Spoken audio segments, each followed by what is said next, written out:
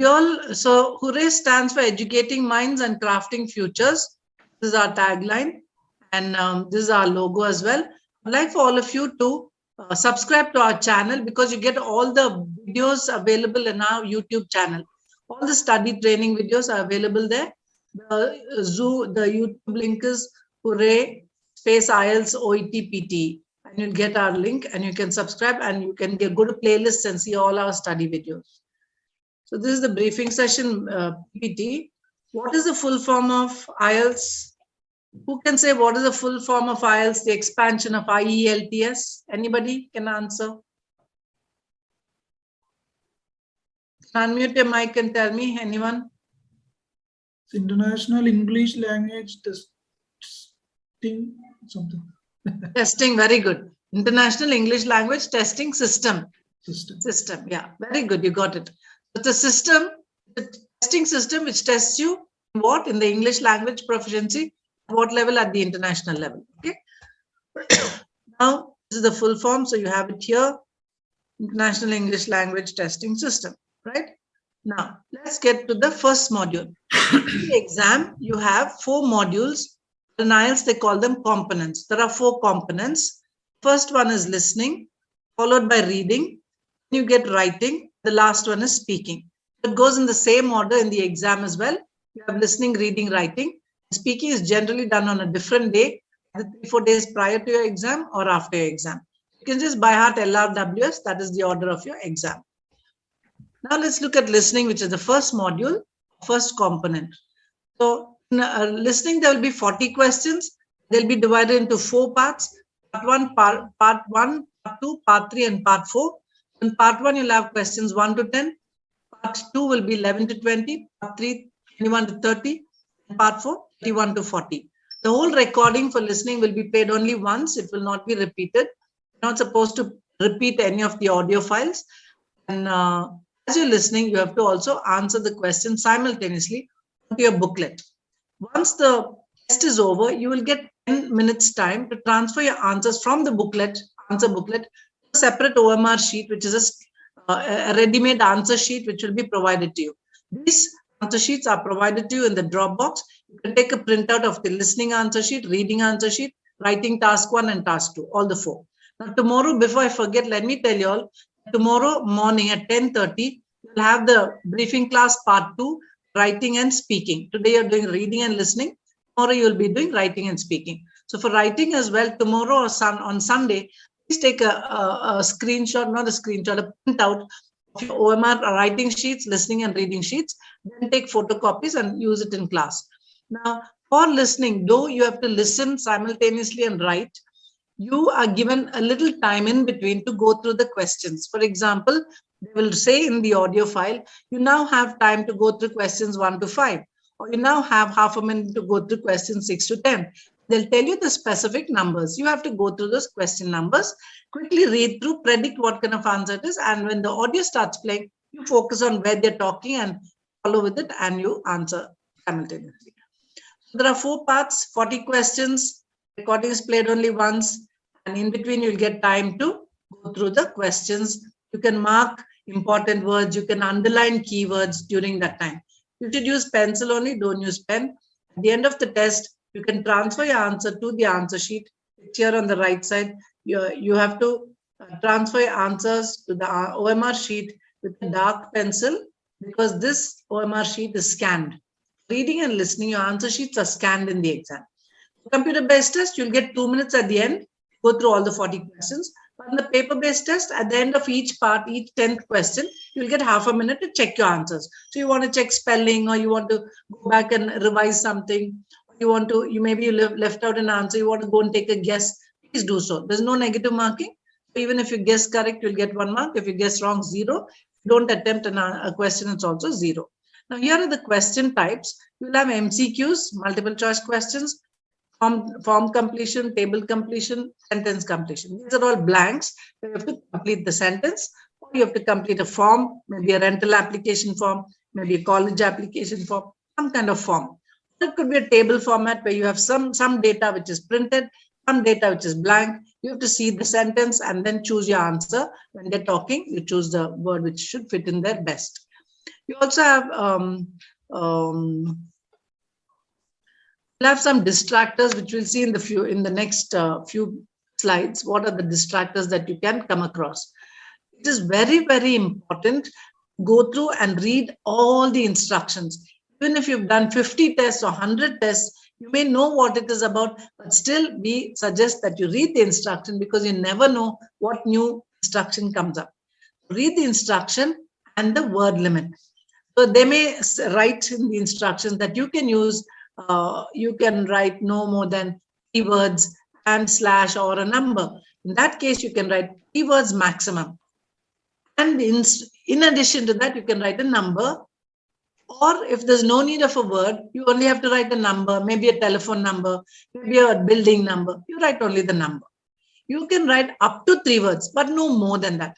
Can you write less than 3 words? Yes, you can. Minimum is not prescribed. Only the maximum is prescribed and given. So you cannot exceed 3 words, but you can write 2 or 1 word depending on what the answer should be. So if the answer should be only 1 word, you can write only that 1 word. Don't have to fill in 2 extra words just to fill in 3 words. It's just the upper limit that they're giving you. Okay. Now let's move to the next slide. Is the next slide moving? Did you get the next slide on screen? Gigi, what do you see on the screen? Actually, I'm not able to see the slides. Just only the first starting slide I can see. That's why I asked. Yeah, I just wanted to know what is happening, because I don't know why sometimes the slides don't move. I'll just share it again and see. And please let me know if these slides move. Okay. 1 minute. So I'm just going. Yes, ma'am. Yeah, moving now? Yeah. Yes, ma'am. Oh, okay, great. Now can you see what is the full form of IELTS? Yeah. Yes. Yes. Oh, great. Okay. Now can you see the next slide? IELTS has 4 modules. Yes. Okay. Yes, ma'am. Listening, reading, writing, speaking. You can see this, right? Okay. Then now can you see the next slide? Yes, ma'am. Now it's Okay. So perfect. this is what I just explained. The left side, you have the 4 parts and the details. So 10 questions each, totally 40 questions totally, divided into 4 parts. Each part has 10 questions. This is what I was explaining. And on the right side, you have the types of questions: MCQs, form completion, table completion, sentence completion, which is fill in the blanks, the labeling, labeling maps or diagrams or house plans, building plans. And you have to read the instructions before you answer the question. And you should write your answers all in capital letters or block letters in your OMR sheet, which is your answer sheet. You should use a dark pencil for paper-based exam. The computer-based exam, you'll get 2 minutes and then you just have to go through all your answers, all the 40 answers. But to the paper-based test, at the end of each 10th question, at the end of each part, you will get half minute to check your answers, the previous 10. 10, 20, 30, 40, you will get at the end of each 10th question, half a minute. So those 4 half minutes is combined together and put together for the computer-based test. It's 2 minutes altogether. It's just given at one shot at the end, you to go through all your answers.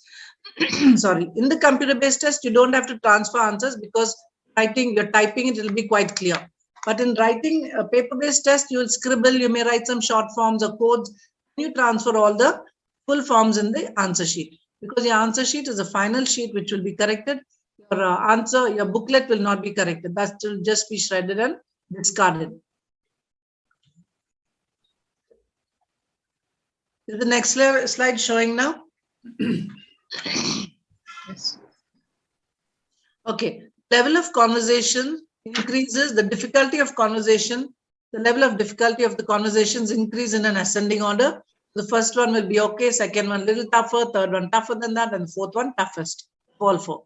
But you don't have a choice. You can't choose the first section in the fourth part in the beginning. You have to go according to how it plays from question 1 to 40. It will be in order. Your answers will also be in order. Unlike reading. Reading, your answers will be all mixed up. You have to read the full passage and then find where the answers come. Listening, you can't find, because they're saying it once and it's gone. The audio is gone. So they have to play it in order. Okay. So here the answers are always coming in order. Now, part 1 is a conversation. It's a discussion between 2 people in an everyday social situation or social atmosphere. Part 2 will be a monologue. What is a monologue? Can anyone say what's a monologue? Dialogue, monologue. What is Like mono? a single person is talking on something. Wonderful. Very good. Very good. Very good, Atmaja. Single person is talking. Mono means single, one. When you say monochrome, means single color. Monochrome, multicolor and single color is monochrome. Chrome is color. So mono is a prefix. It means single. A monologue is a single person talking on any subject. It can be a lecturer. So here it's a social situation. So it could be a person, you go rental agency for looking for a house for rent or to buy a house on lease. Now what you do, one person there will be talking to you about the available spaces, apartments, the flats, the houses, the villa and all that. So one person is talking to a group of people or to another person. It's a monologue. One person talking, others will be listening. What's the situation? Social situation. So first part and second part are social situations. First one will be a discussion between two people, social situation. Second will be a monologue. Now let's see the third part. Third part is a discussion again amongst 2, 3 or 4 people, up to 4 people. The context is what? Educational or training context, not social situation. So here it could be a group of people discussing, a group of students may be discussing their project work. It may be a student counselor discussing with students about what are the courses available in the university, when is the admission, what are the subjects available. So it's a training situation or an educational setup, and it's a discussion. It could be between 2, 3 or maximum 4 people. Then the fourth part, 31 to 40 questions, is again one person talking, monologue on what subject? Academic subject. That could be a lecturer giving a lecture in the class. Students are sitting quietly and listening, or it could be someone's giving a discourse, someone's giving a speech on an academic subject. So it can be any of these things. It's a monologue on an academic subject. So part 1 is 1 to 10 questions. Part 2, 11 to 20. Part 3, 21 to 30. Part 4, 21 to 40. Okay. Now, let's look at the next slide. Let's look at some tips for listening. You have to follow the conversation as you're listening. Don't get stuck with one particular question. If you don't get an answer to it, leave it and move on. You have to follow the conversation to understand what they're talking about, to identify what they're talking about. They're giving you a house number, an address, the size of an object, or color of an object, or shape of an object. What are they talking about? You have to listen out for details. Follow signpost words for upcoming information. Suppose you have a label, you have to label a map.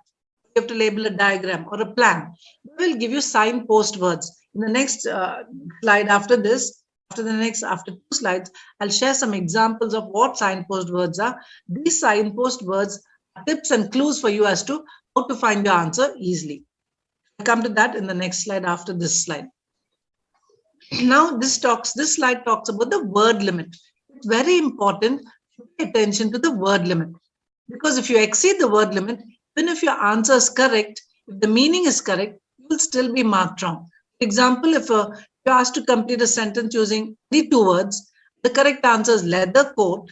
If you write coat made of leather, the meaning is the same, but it would be incorrect. Why is that? Why would it be incorrect? Because of word limit. Very good, because you have exceeded the word limit. So if I exceed my word limit, I cannot argue and say the meaning is the same, why don't I get marks? No, I'm supposed to listen and follow the instructions provided also. It's not just about the answer, it's about the instruction to follow, and whatever is prescribed, I have to follow that and do as per the instructions given. Now, another example is, if the question asks you to complete the note in the dash, correct answer is morning, in the morning. Note that if you write in the morning, the answer would be incorrect.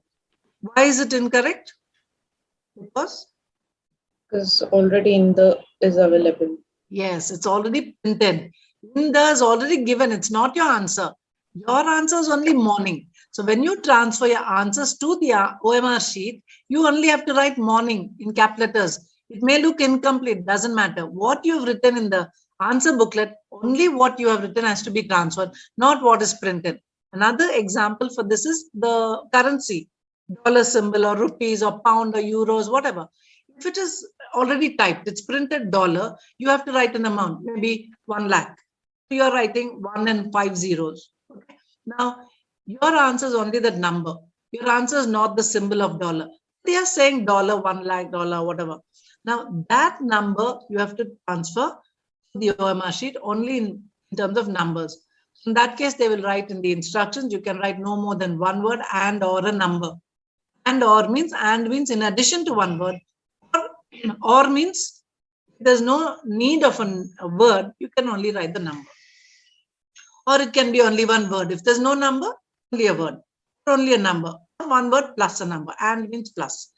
So just remember that whatever is already typed should not be going to your answer sheet. Only what you write with your hand, that is your answer, and only that has to be transferred to the answer to the OMR sheet. Another example is house numbers. So sometimes, the house number, or not the house number, the street name or the road name. So I'm in Bangalore now. So I'll give a typical example of this word Brigade Road. It's a name of a road in Bangalore. Those of you are here, have been to Bangalore, you will know that. So if the answer is dash and road is already printed, I write Brigade. When I transfer the answers to the answer sheet, I will write only Brigade. I'm supposed to write Brigade all in capital letters, dark pencil. It may look incomplete. What is Brigade? But what is printed? That's not my answer. I'm not supposed to write road over there. Okay? This is something you keep in mind when you do your transfer your answers. Now I'll talk about signpost words. Here are the signpost words samples. For map labeling, diagram labeling, and graph labeling, you use signpost words like left, right, the center, the north of, to the south of, to the east, to the west, or maybe a shape of an object. They may talk about a color or a size. Maybe they talk about a 50-story building, the size of a building. Or it could be there's a square, there's a park which is square in shape. There's a color. They talk in color of an object. There's a blue bag, blue suitcase. Some listening tests, they'll talk about a suitcase being a person taking the luggage, loses an item of luggage, and they describe the color of the object, the shape of it. Maybe there's some description, a label on it. So all these are descriptive words. They're called signpost words. You should be familiar with the directional terms. What are the directional terms? North means top, south is bottom, right side is east, left side is west. So if they say northeast, immediately picture northeast means top and right. Southwest will be left and bottom to the left. Suppose I say southeast will be bottom to the right. So you have to be very sure of yourself as to the directional terms, and also they will use prepositional phrases as signpost words. For example, across the road. And you go straight, go across the road, you go across the bridge, and you look on your left. On the left, you'll find a park. And next to the park, next to is a prepositional phrase. It's not one word, it's a phrase. Preposition is there, to. Next is showing the direction. Next to means near. Next to is a prepositional phrase. Next to the park is a school. Opposite the school is a supermarket. Opposite is another signpost word. Next to is a signpost word. Across is a signpost word. Beyond is a signpost word. All these are signpost words. And you have to keep looking at the map. Like all of you have used Google Maps at some time or the other, right? Yes or no? Yes. Yes. So you just listen where they say right, left, they'll give you some landmarks. Similarly, you will have landmarks, and then you follow the landmarks, and then you go to the spot where the dash blank is, and then you answer write the word comes in the blank. Just give me 1 minute, please. I'll be back. Just shut my window. There's a cat coming into my house. Sorry. Okay.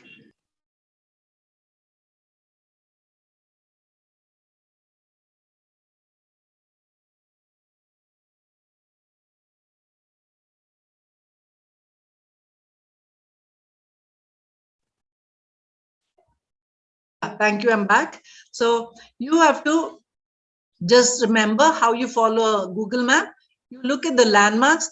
And I told you in the previous slides that they give you some time to go through questions, this number to this number. During that time, look at the map, look at what is printed, what are the landmarks already given there, what is in the blank, what are the things around that, the left to the right, to above, below. See all the landmarks given, maybe a circle, there may be some buildings, maybe some different thing. There may be a park with trees. You just check out all that. So when the audio starts playing, you just follow that and keep looking at the picture and image, and you have to imagine that you're going to a new place using your Google map. You will find your answers easy. Sorry. That's about signpost words.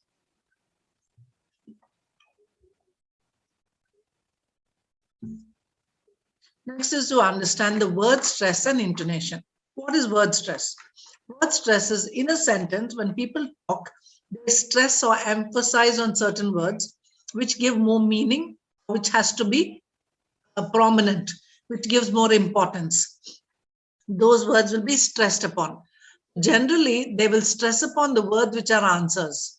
If you listen carefully, because it's a listening test, you listen out for where they're stressing the word, that will give you your answer. And another thing, another tip here, it's not typed here. Another thing is wherever there's an answer, they will repeat it in 2-3 different ways.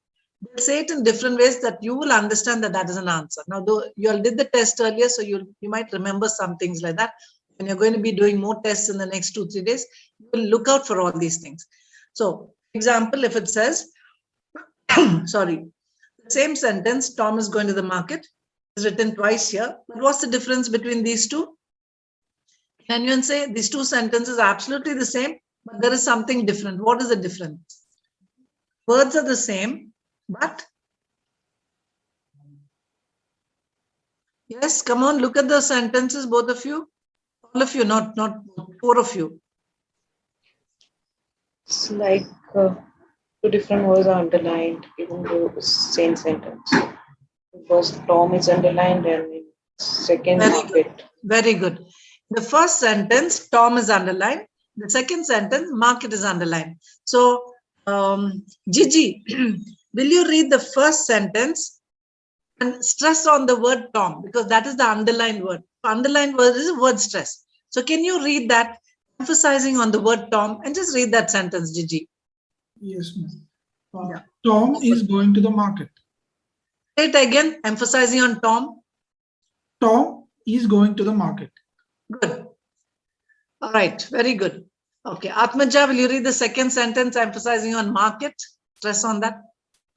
Tom is going to the market. Okay, that's a good attempt, both of y'all. Now I'll read this and show you the difference. First one will be, Tom is going to the market. Stress on Tom. Now when we say Tom, I'm saying it louder and emphasizing on it. I'm also stretching it. Tom. Going to the market is very short, softer volume. If I say Tom is going to the market, saying market, louder, emphasizing, elongating it. Tom is going to the is very fast. So whatever said very fast is not the word stress. What they say for a longer time, prolong it, emphasize on it, say it with a louder volume. Those are the words which are called word stressed. Stressed words. Also something called syllable stress, but don't bother about it too much. If you're learning voice and accent for working in a place where you need to learn, you can also look into the syllable stress. In a word also, there are certain syllables which you have to stress on, not all the syllables.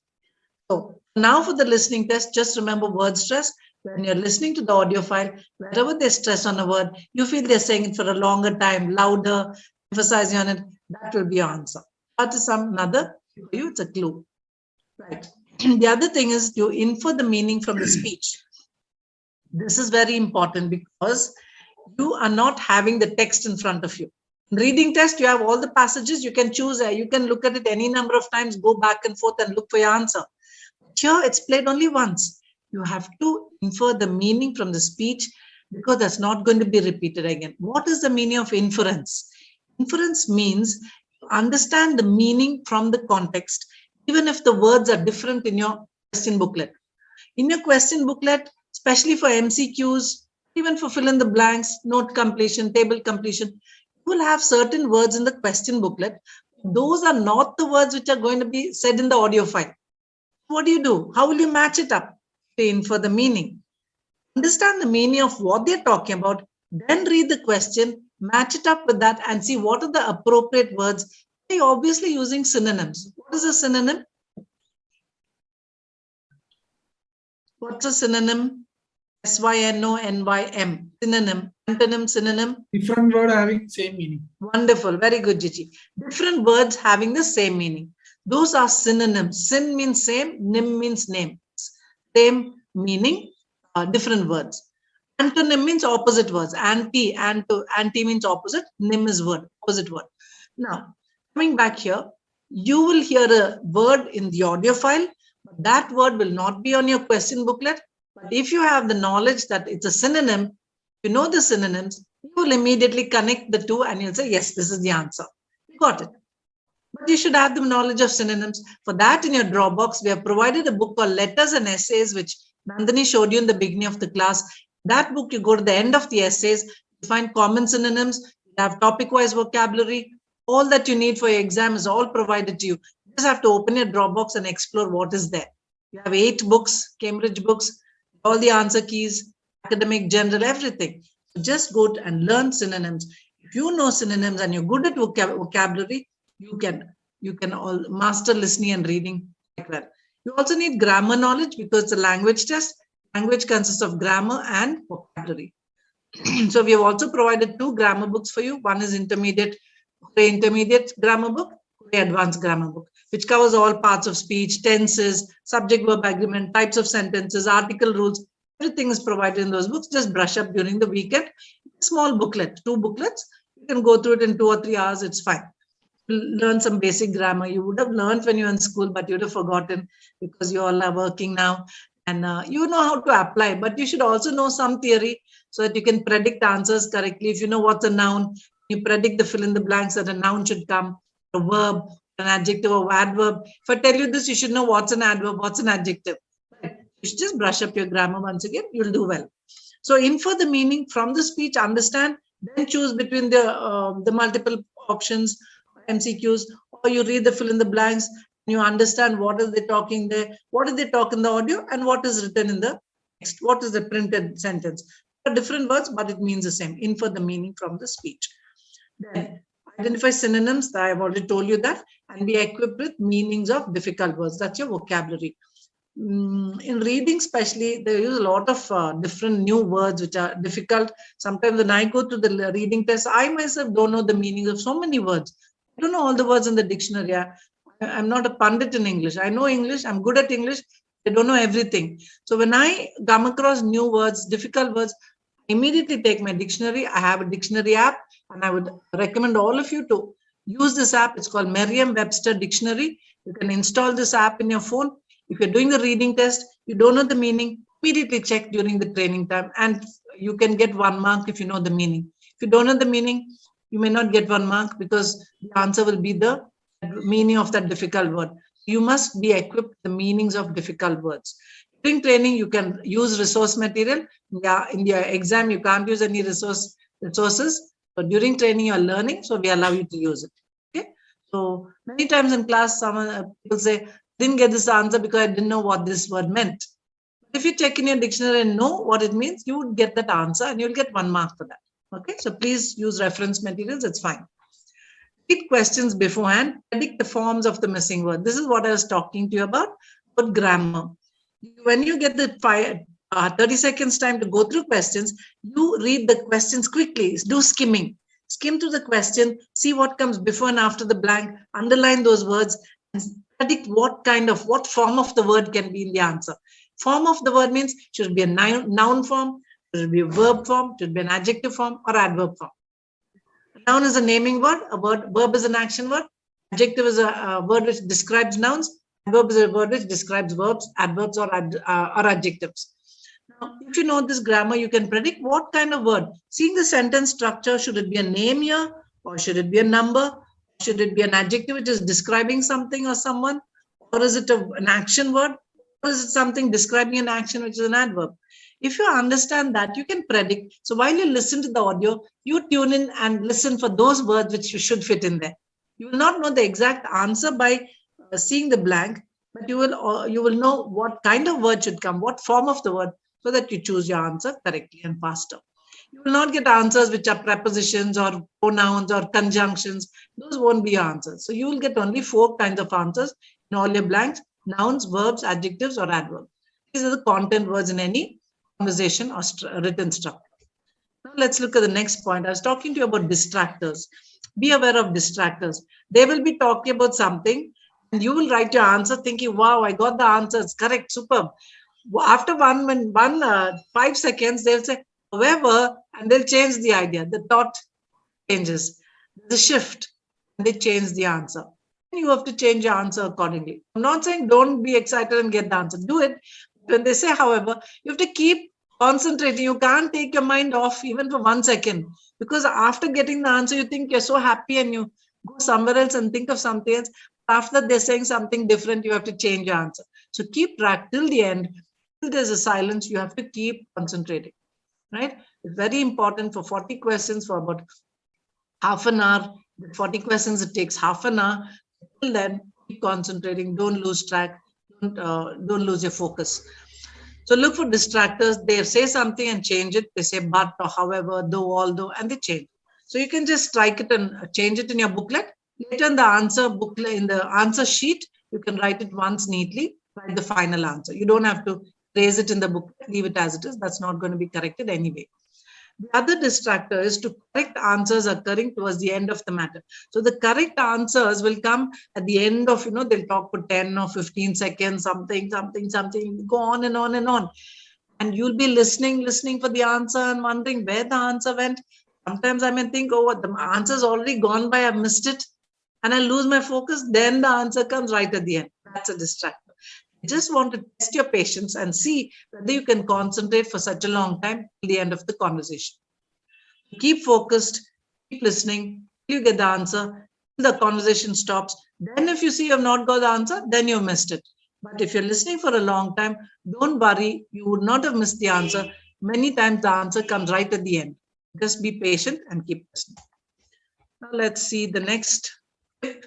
Use correct spelling. Points are lost for incorrect spelling. If even one letter is wrong, I for an E or A for an I, you will be marked wrong. No 0.5 marks, no 0.25, no 0.75, either 1 or 0. That's it. It's correct, fully correct with spelling, with content, 1.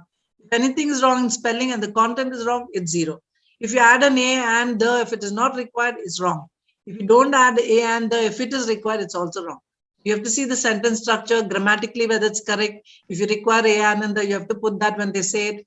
And only if it's 2 words, you can use it. If it's only 1 word, you can't put A and a bag. You can't write a bag because it become 2 words. You just write bag. So you can't write only a and leave it as an answer. So you write only bag. So it's very important to read the instructions, follow the word limits, see the grammatical structures, underline the words before and after the blanks, use your grammar and vocabulary and write your answers. Long, difficult words are spelt. They are when they're dictated, spelt out. That means if it's a foreign word, like today you had one word, Ardley, right? Ardley, the first answer. That is spelt out because it's not a common word. So some foreign words like that, some difficult words will be spelled, not all. A common English word, you're supposed to know the spelling. So it's also a test of your spelling knowledge. You should know the general English words. You should know them, know to spell them correctly. MCQs use elimination technique. So read the question when you get that half a minute time. To the question, underline the keywords. What are they focusing on? What are they asking you for? Then read the options quickly. While they're talking, you can eliminate. As you're looking, keep a bird's eye view. That means keep an overview. Look at all the 4 options or all the 3 options. What are they talking about? Is this one? Okay, this is obviously wrong. Cross it off, eliminate it. Now A, B, C is there. B is gone. It's eliminated. You have A and C. What's different about this? A and C, okay. They look similar, confusing. Something is different between A and C. What is that difference? Find out the differentiating factor. And in that difference, you see what relates to the question better, and then you choose your answer. All this should be done very, very fast. You don't have a lot of time because they keep talking and moving on. You can't be stuck with one answer. Choose it and then leave it and move on. You get it wrong at the end of that section or part, you'll get half a minute time to check your work. You can go make corrections. It's okay. Right. Now, you look at the date format and time format. This is the last slide. We're going to finish now. So date format is use single dots between the numbers. If you're writing today's date, today is, what's today's date? 18th, right? 18. You write 18 first, that is DD, then dot, single dot. Don't put two dots, which is colon. Don't put dash. Don't put slashes, bars or slashes or this one. You have to write only single dot. If you put a slash or a dash or a hyphen, be marked wrong. DD, that is date, 18, single dot, 02. MM means if it's a single digit month, you have to put 0 before that, like shown here, 01. You can't just put 1. It is 01. Because if you put 1, it could be 10, it could become 10. So for clarity purpose, write MM, 01, 02, 09. For October, it will be 10. Then again single dot, then the full year. YYYY means 4. 4 numbers, not only 22. Right? You have to write 2022, not just the last 2 digits. Write the full 4 digit year. This is how the date format is. Dashes and dashes are not allowed. Now, suppose they don't give the year. Suppose they don't say 2022. What do? If the year is not given, write only the number and the full month's name. Don't give short form Jan, Feb, NOV, DEC. No. January, spell it out. February, spell it out. And capital letter for the first letter because it's a proper noun. Days of the week, months of the year should be capitalized in the initial letter. So if you can write ordinal number like 23rd, today is 18th, you put 18th. You can also write without the th. You can also write without the rd or nd. That's also accepted. Write the number, full number, space. So with the second, you put only you can put 02 space January. If you're writing second, then don't put 0. Just put 2 and nd on top. Second January. If they're dictating the month first, January 23rd, like January 1st, space 23rd. If they say January 23, you write January space 23. As per verbatim, whatever is dictated, please write like that, get your full marks. But no short forms for the months. Now let's look at the time format. Again, single dots. It's easy to remember. Date and time format, single dots. For dates, no slashes, no hyphens. For time, we sometimes put 2 dots, like a colon, 8:30. So use only single dot, not a colon. So write, suppose 8:30, 8:30 p.m. the small p and m or capital P and M, both are okay. But you can't put one small letter, one capital letter. You can't mismatch like that. It has to be consistent. And no 24-hour format. No colons and no 24-hour format. Like for, let's say now it is 10:14. That will be 22:14. You can't put 22:14. That is 24-hour format. You have to write 10:14 p.m. 10:15 p.m. or morning 11 a.m. If it is 11 a.m., just put 11 and a.m. next to it. You don't have to put 11.00. If you put .00, it's not wrong, but you don't have to. It's not necessary. But if there are minutes after that, you have to put single dot and the minutes and a.m. or p.m. That's it. So that's about this. Now we go to reading. This you're done with already earlier. Now please tell me if you have any questions. This question and answer session. We'll have a quick session of question round. Then we'll be done for the day.